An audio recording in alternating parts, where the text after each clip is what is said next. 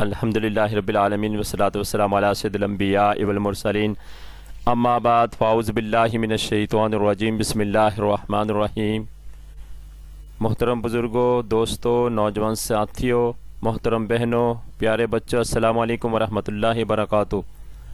آج کی ویڈیو میں حق و باطل کا پہلا معرکہ جنگ بدر کا بیان کیا جائے گا۔ حق و باطل کا پہلا معرکہ جنگ بدر اس قدر اہم واقعہ ہے کہ اس کا بیان اللہ عز و جل نے قرآن پاک میں فرمایا ہے۔ ارشاد باری تعالیٰ ہے وَلَقَدْ نَصَرَكُمُ اللَّهُ بِبَدْرٍ وَأَنْتُمْ أَذِلَّةٌ فَاتَّقُوا اللَّهَ لَعَلَّكُمْ تَشْكُرُونَ۔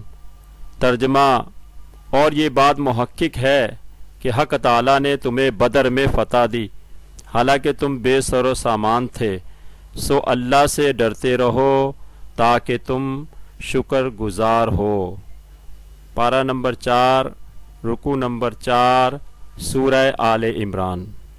محترم بھائیو، جب حضرت علیہ السلام نے اللہ کے حکم سے علل اعلان تبلیغ دین شروع کی تو کفار مکہ نے آپ کو بے حد ستایا۔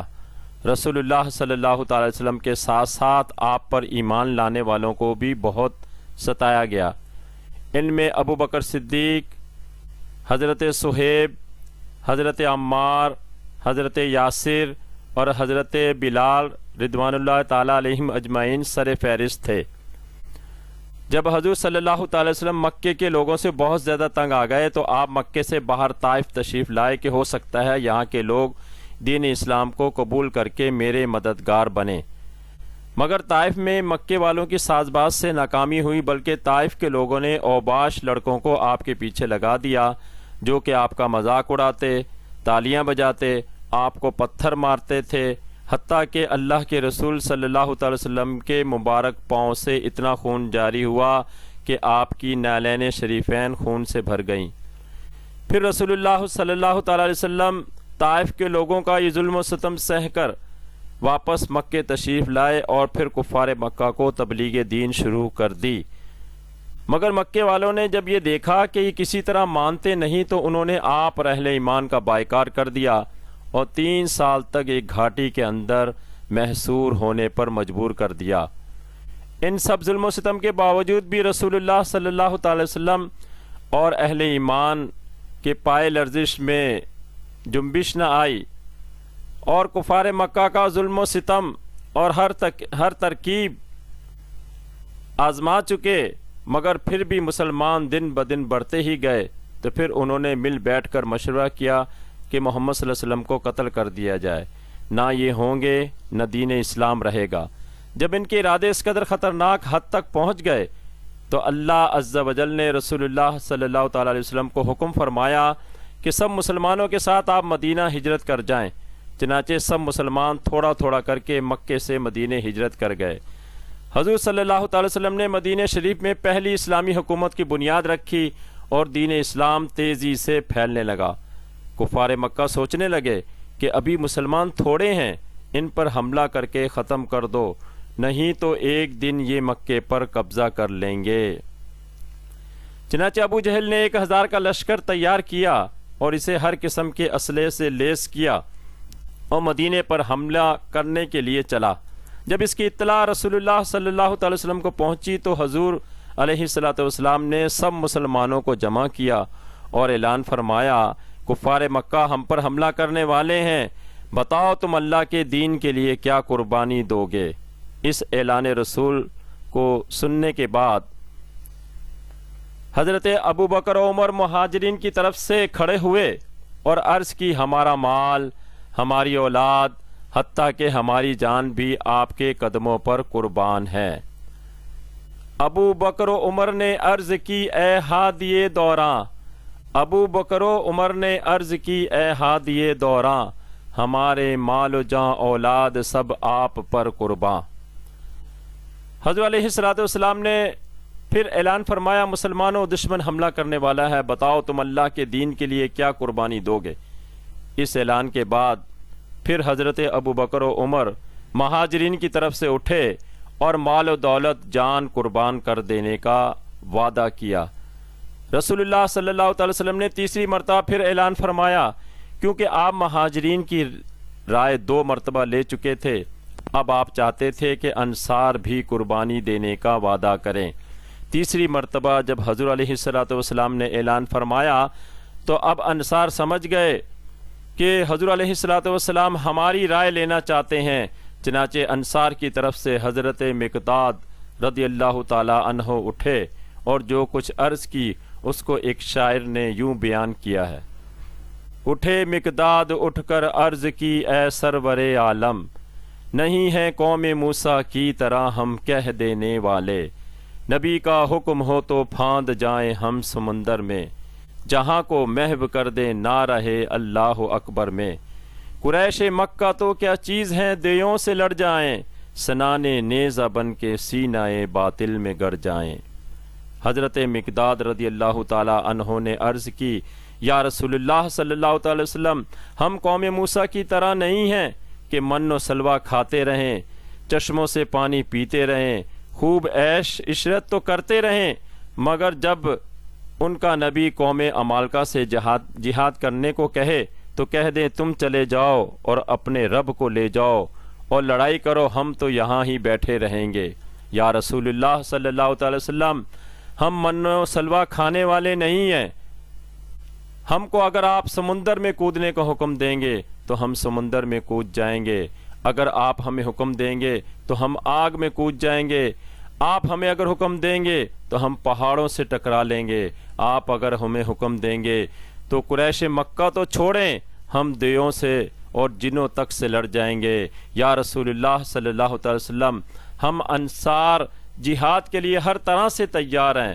حضرت مقداد رضی اللہ تعالیٰ عنہ کے ان الفاظ سے حضور صلی اللہ تعالی وسلم کا چہرہ خوشی سے کھلنے لگا اور ہر صحابی یہ سوچنے لگا اے کاش یہ الفاظ میں نے کہے ہوتے۔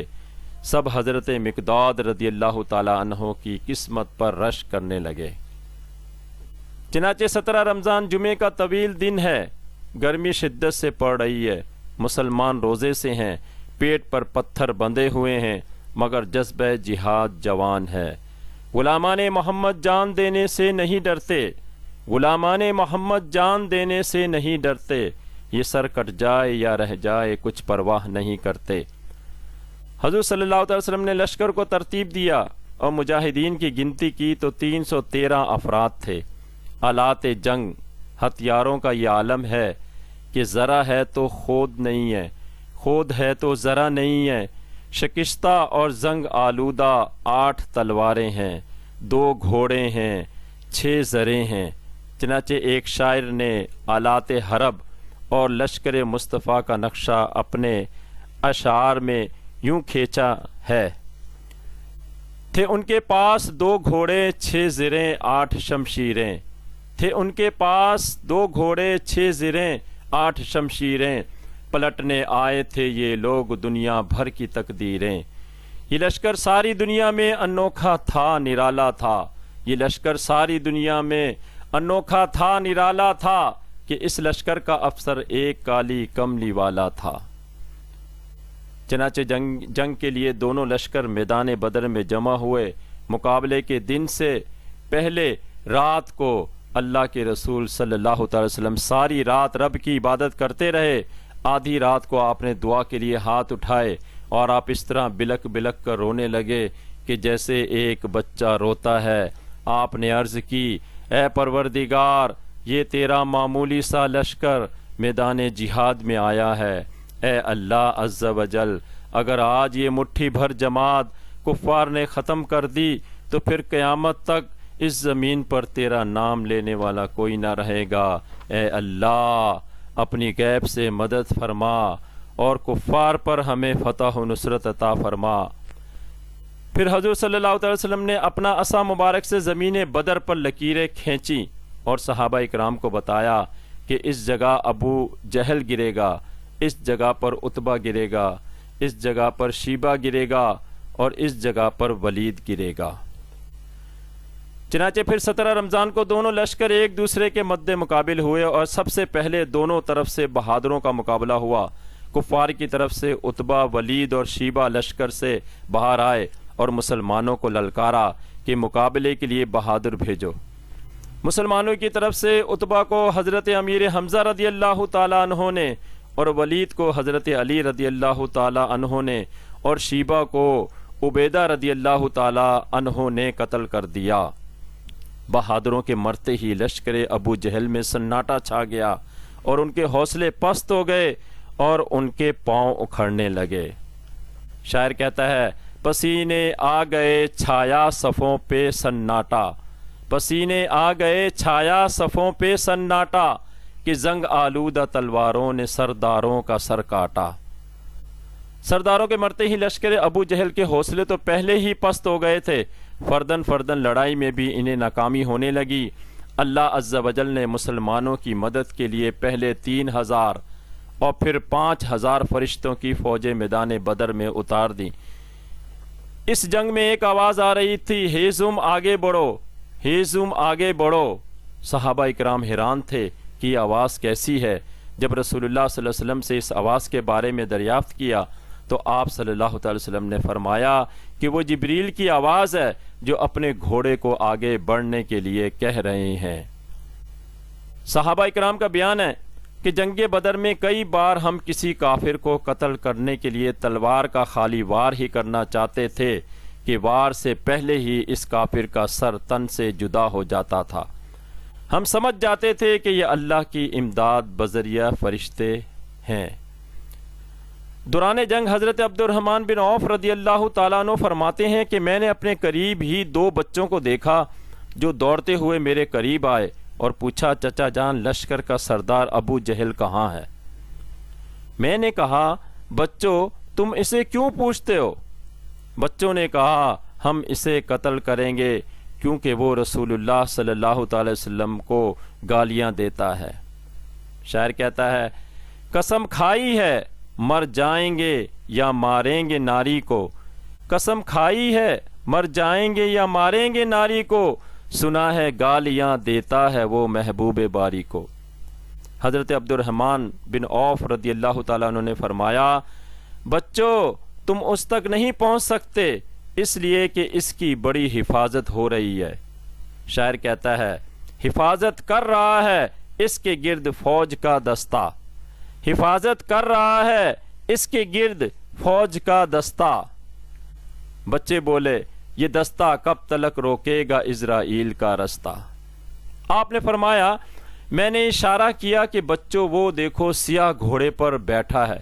حضرت عبد الرحمن بن عوف رضی اللہ تعالیٰ عنہ فرماتے ہیں میں نے ابھی انگلی کا اشارہ کر کے جب وہاں دیکھا تو میں یہ دیکھ کر حیران رہ گیا کہ وہ بچے تیزی کے ساتھ وہاں پہنچ چکے تھے۔ انہوں نے وہاں جاتے ہی اپنی ننھی منی تلواروں سے ابو جہل کی گھوڑے کی ٹانگیں کاٹ دیں۔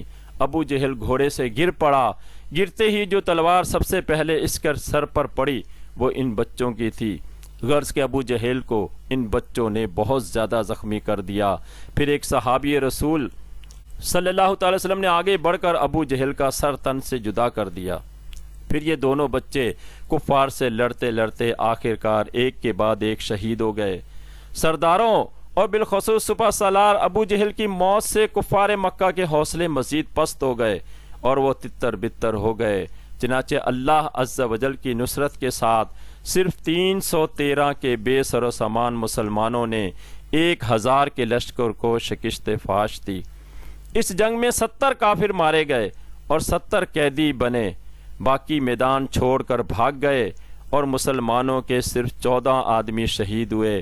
جب سب لاشیں جمع کی جانے لگیں تو صحابہ اکرام کا بیان ہے کہ جس جس جگہ اللہ کے رسول صلی اللہ تعالی وسلم نے لاشیں گرنے کے لیے اپنے مبارک عصا سے نشان لگائے تھے، اسی نشان سے ایک بال برابر بھی لاش پرے نہ تھی، ہر ایک کی لاش اس نشان پر موجود تھی جس جگہ اس کے لیے اللہ کے رسول صلی اللہ تعالی وسلم نے نشان لگایا تھا۔ محترم بزرگوں، دوستوں، نوجوان ساتھیوں، غور فرمائے جنگ بدر پر کہ کہاں 1000 کا لشکر جرار تازہ دم کفار مکہ، کہاں 313 بھوکے پیاسے پیٹ پر باندھے ہوئے مختصر سا اسلحہ لیے ہوئے غریب مسلمان، مگر اللہ عز و جل نے اس مختصر غریب بے سر و سامان لوگوں کو تازہ دم کثیر لشکر اسلحے سے لیس پر فتح و نصرت عطا کی، مگر افسوس آج دنیا میں مسلمان کثیر تعداد میں ہیں، تقریباً 1 ارب سے اوپر مسلمانوں کی آبادی ہے، اور یہ آبادی تیزی سے بڑھ رہی ہے، اور دنیا میں تقریباً 60 سے زیادہ اسلامک ملک موجود ہیں جہاں مسلمانوں کی حکومتیں قائم ہیں، جدید اسلحہ بھی ہے۔ اور اسلامی ممالک میں تو پاکستان کو یہ فخر حاصل ہے کہ اسلامی ممالک کا پہلا اور دنیا کا 7واں ایٹمی پاور ملک سپر پاور ہے، مگر پاکستان ایٹمی قوت ہونے کے باوجود آج تک اپنے حصے کشمیر کو آزاد کروا نہ سکا۔ اسی طرح پوری دنیا میں مسلمانوں کا خون بہایا جا رہا ہے، اور باوجود کثیر تعداد اور جدید اسلحہ ہونے کے ہندو، یہودی، عیسائی مسلمانوں پر غالب ہیں۔ مسلمانوں کے اس زوال کا واحد سبب یہ ہے کہ مسلمانوں نے صرف تعداد اور اسلحے پر بھروسہ کر لیا، صحیح معنی میں اللہ پر بھروسہ نہ رہا، جبکہ صحابہ کرام ان ظاہری اسباب سے زیادہ اللہ اور اس کے رسول پر بھروسہ کیا کرتے تھے۔ چنانچہ شاعر کہتا ہے، نہ تیر و تیغ پر تکیا، نہ خنجر پر نہ بھالے پر، نہ تیر و تیغ پر تکیا، نہ خنجر پر نہ بھالے پر، بھروسہ تھا تو ایک سادہ سی کالی کملی والے پر۔ غرض کے مسلمانوں نے اتحاد و اتفاق کے ساتھ اللہ پر بھروسہ کرتے ہوئے جب بھی دشمن سے لڑے تو باوجود کم تعداد، کم اسلحہ اور بے وسائل ہونے کے فتح و نصرت نے ان کے قدم چومے۔ چنانچہ 1965 میں جب بھارت نے پاکستان پر حملہ کیا تو باوجود کم فوج، کم اسلحہ ہونے کے پاکستانی فوج اور قوم نے اللہ رسول پر بھروسہ کرتے ہوئے دشمن کا ایسا مقابلہ کیا کہ دشمن کے چھکے چھوٹ گئے اور وہ اپنا اسلحہ اور ٹینک چھوڑ کر بھاگ گئے۔ تو آج بھی اگر مسلمان ظاہری جنگی تیاری کے ساتھ ساتھ اللہ اور اس کے رسول پر بھروسہ کرتے ہوئے جہاد کا اعلان کریں تو مسلمانوں کی مدد آج بھی اللہ عز و جل فرشتوں کے ذریعے کر سکتا ہے۔ اللہ تعالیٰ مسلمانوں کے حال زار پر رحم فرمائے اور ہر حال میں ظاہری وسائل سے زیادہ اللہ رسول پر صحیح معنی میں بھروسہ رکھنے کی توفیق رفیق عطا فرمائے۔ آمین ثم آمین، وما علینا الا البلاغ۔